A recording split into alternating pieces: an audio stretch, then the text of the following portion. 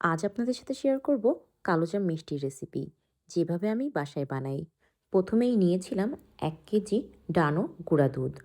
তারপর দিয়েছিলাম 2 চামচ মতো ময়দা, 2 চামচ মতো সুজি আর 1 চামচ মতো বেকিং পাউডার। আমি এখানে আমার আন্দাজ মতো সব কিছু ব্যবহার করেছি। সবগুলো শুকনো উপকরণ একসাথে দিয়ে ভালোভাবে ছেঁকে নিতে হবে।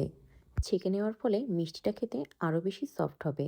তারপর একে একে অ্যাড করেছিলাম ঘি আর ফুড কালার। আপনারা চাইলে স্কিপ করতে পারেন ফুড কালারটা, কিন্তু ফুড কালার ইউজ করলে মিষ্টি দেখতে খুবই সুন্দর হয়।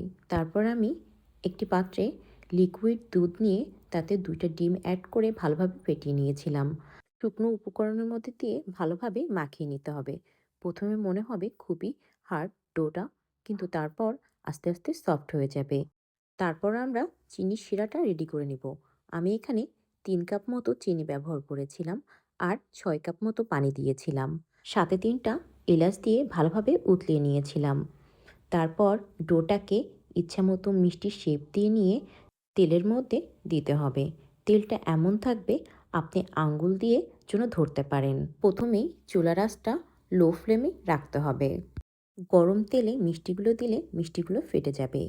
তাই লো ফ্লেমে ভালোভাবে মিষ্টিগুলোকে ভেজে নিতে হবে।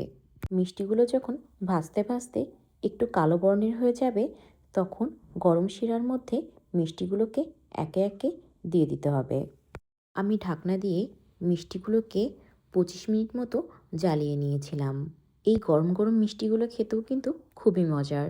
একটু ঠান্ডা হয়ে আসলে আমি মাওয়া দিয়ে সার্ভ করেছিলাম এই কালোজামগুলো।